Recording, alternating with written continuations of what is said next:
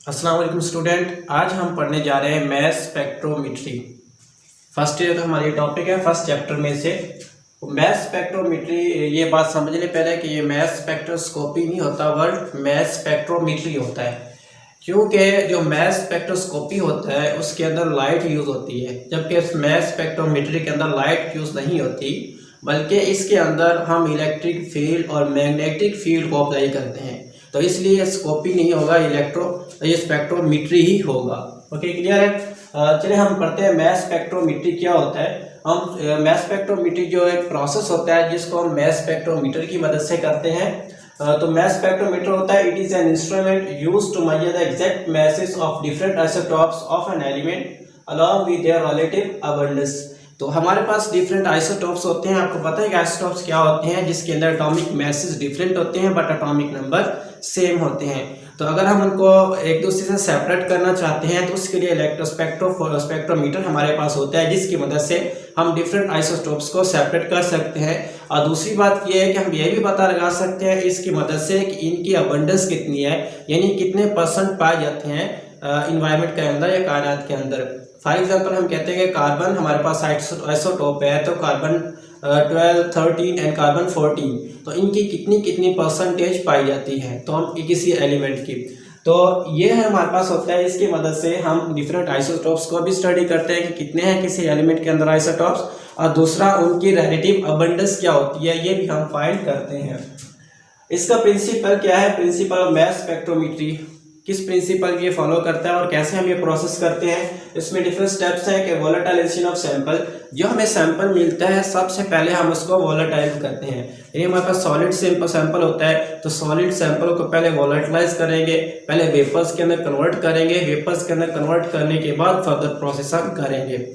ऐसा हम क्यों करते हैं, क्योंकि हमें आयंस चाहिए होते हैं। तो आयंस के अंदर जाने के लिए पहले हमें गैसियस फॉर्म के अंदर जाना पड़ता है। तो गैसियस फॉर्म के अंदर ही हम किसी एलिमेंट को, किसी एटम को आयोनाइज कर सकते हैं। तो इसलिए फर्स्ट ऑफ ऑल आपके पास जो सैंपल होगा, लिक्विड के अंदर हो या सॉलिड के अंदर हो, सबसे पहले उसे आप वेपर्स के अंदर कन्वर्ट करेंगे, उसे वोलेटाइलाइज करेंगे।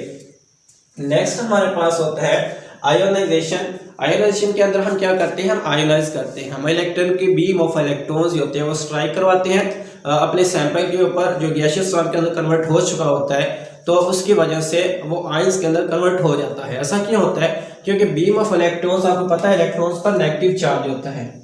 जब नेगेटिव चार्ज होता है, ये नेगेटिव चार्ज जब किसी एटम के साथ स्ट्राइक करेगा जाकर, तो एटम के आपको पता है इर्द गिर्द ऑर्बिट में जो होते हैं वो इलेक्ट्रॉन्स होते हैं।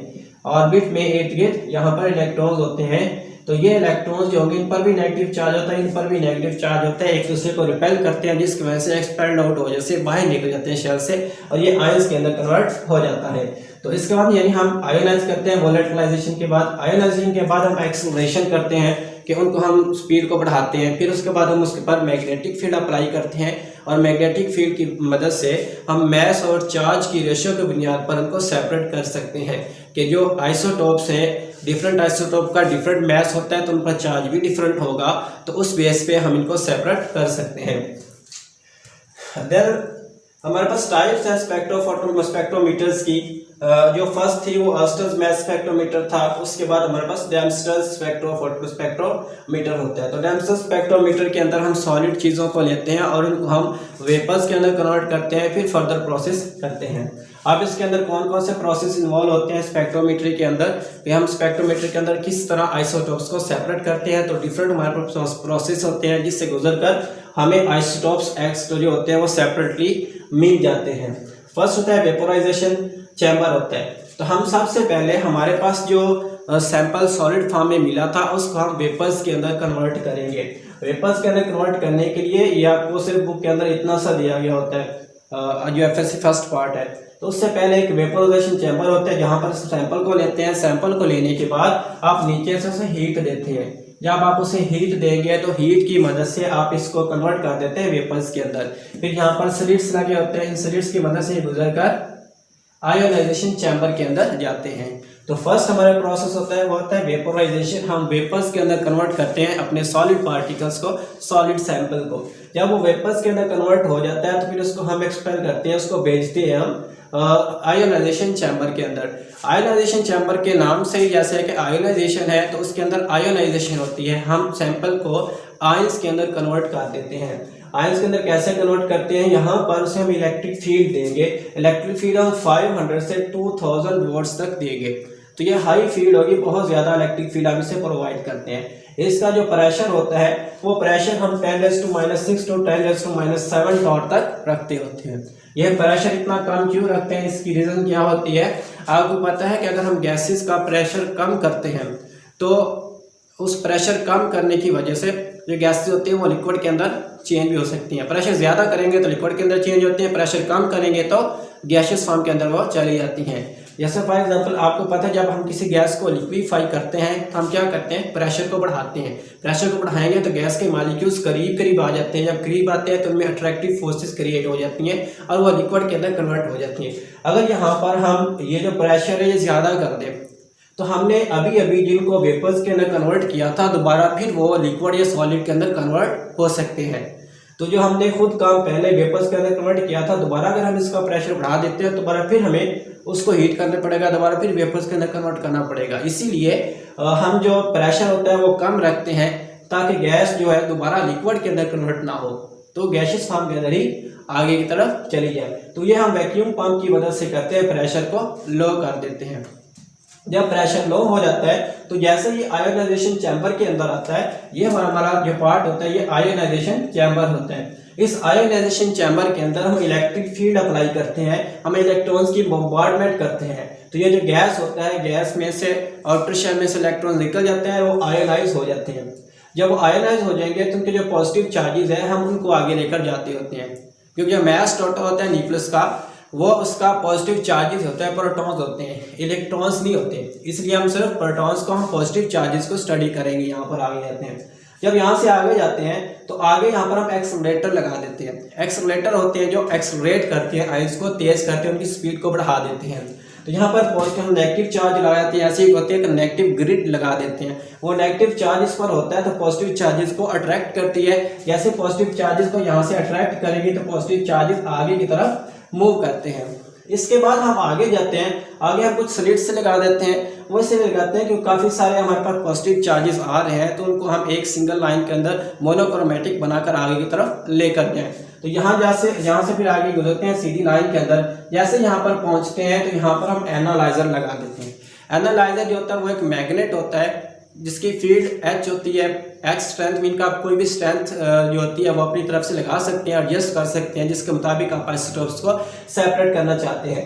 तो यहाँ से जो हमारे पास आइसोटोप्स हैं यहाँ पर आएंगे, यहाँ मैग्नेटिक फील्ड अप्लाई करेंगे। तो मैग्नेटिक फील्ड अप्लाई करने से वो जो आइसोटोप्स आ रहे हैं किसी एक एलिमेंट के, वो यहाँ से सेपरेट होना स्टार्ट हो जाएंगे according to mass over charge ratio के। मैस और चार्ज रेशियो के अकॉर्डिंग वो सेपरेट हो जाएंगे। कैसे सेपरेट होंगे, उन्होंने हमें एक मैथमेटिकल एक्सप्लेनेशन दी है, इक्वेशन दी है, m/e = h²r/e है। यहाँ पर h हमारे पास है strength of magnetic field, r हमारे पास है radius of circular path, e हमारे पास है स्ट्रेंथ ऑफ इलेक्ट्रिक फील्ड। तो ये हमारे पास जो इक्वेशन आती है ये उसकी डिटेल हमारे पास है। अब इसकी मदद से हम कैसे आयंस को सेपरेट करेंगे, कैसे हम आइसोटोप्स को सेपरेट करेंगे एक ही तरह के एलिमेंट के। हम यहाँ पर हमने जो लिया है एलिमेंट लिया वो हीलियम का लिया है। तो हीलियम के अंदर 3 आइसोटोप्स होते हैं, 20, 21, 22। अब यहाँ पर जो चार्जेस आ रहे हैं पॉजिटिव चार्जेस हीलियम के हैं, अब इसमें से हमने 20 को, 21, 22 को सेपरेट करना है। तो आप कैसे करेंगे सेपरेट? तो सेपरेट करने का मेथड ये होता है, आप ऐसा कर सकते हैं कि इलेक्ट्रिक फील्ड को चेंज कर सकते हैं और H को, मैग्नेटिक फील्ड को कांस्टेंट रख लें, या आप इसको चेंज कर दें और इलेक्ट्रिक फील्ड को कांस्टेंट रख लें। अगर फॉर एग्जांपल हम इलेक्ट्रिक फील्ड जो होती है इसको बढ़ाते हैं और जो हमारे पास मैग्नेटिक फील्ड होती है इसको कांस्टेंट रखते हैं, तो आप कहते हैं इलेक्ट्रिक फील्ड को बढ़ाने से जो रेडियस होगा वो डिक्रीज हो जाएगा। जब रेडियस डिक्रीज हो जाएगा तो रेडियस के डिक्रीज होने से उसका पाथ भी डिफरेंट हो जाएगा, क्योंकि यहाँ पर जो मैग्नेटिक फील्ड होती है वो आयंस को सर्कुलर पाथ के अंदर मूव करवाती है, यहाँ से सर्कुलर पाथ के अंदर मूव करवा देती है रेडियस r के। अब जैसे सर्कुलर पाथ पर वो मूव होगा, सर्कुलर हो जाएगा, गोल खुदाई के अंदर मूव करेगा, तो क्योंकि रेडियस हम कैलकुलेट कर रहे हैं यहाँ पर रेडियस की मदद से मूव करता है नीचे, तो अगर हम इलेक्ट्रिक फील्ड को चेंज करेंगे तो रेडियस भी चेंज हो जाएगा। जब रेडियस चेंज हो जाएगा तो रेडियस के चेंज होने से डिफरेंट पोजीशन पे वो चला जाएगा। कोई एक है हमारे पास आइसोटोप्स पहले गिर गया, फिर हमने इलेक्ट्रिक फील्ड चेंज की तो दूसरे ने अपना रास्ता चेंज कर लिया अकॉर्डिंग टू रेडियस। अगर यहाँ पर रेडियस किसी का कम हो जाता है, फॉर एग्जांपल यहाँ से आ रहे हैं तो रेडियस कम होगा तो वो इस तरफ आ जाएगा। अगर हम और बढ़ा देते हैं तो रेडियस बढ़ता बढ़ता यहाँ पर, और बढ़ा देंगे रेडियस बढ़ता बढ़ता यहाँ पर आ जाएगा। तो आप देख सकते हैं यहाँ से रेडियस एक इसका रेडियस, ये रेडियस और फिर यह रेडियस, ये तीनों डिफरेंट रेडियस हैं। तो अगर रेडियस बढ़ाते जा रहे हैं तो अपनी पोजीशन को वो भी चेंज करता जा रहा है, नीचे गिरता है। यहाँ जब यहाँ पर गिरेंगे वो गिरते किस पर है, आगे हमारे पास इलेक्ट्रोमीटर लगा होता है। वो इलेक्ट्रोमीटर क्या करता है, इनके चार्जेस को कलेक्ट करता है कि कितना चार्ज आ रहा है। ये माइन्यूट करंट पैदा करता है। हर पॉजिटिव चार्ज जब गिरेगा इलेक्ट्रोप्लेट पर तो वो चार्ज क्रिएट करेगा। उस चार्ज को हम कैलकुलेट कर देंगे। उस चार्ज को कैलकुलेट करने के बाद हमारे पास डिस्प्ले होता है, तो डिस्प्ले पर हम शो कर देते हैं, हमें ग्राफ की मदद से वो शो कर देता है कि रिजल्ट जो आता है।